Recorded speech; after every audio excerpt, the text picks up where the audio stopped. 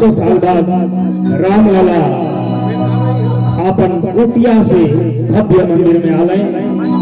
वो प्रसंग में गीत गाय रही।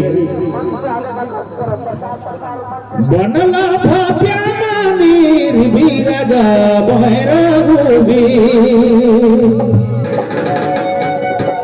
अयोध्या सजी के तैयार है, चलो देखे रामदार बार है,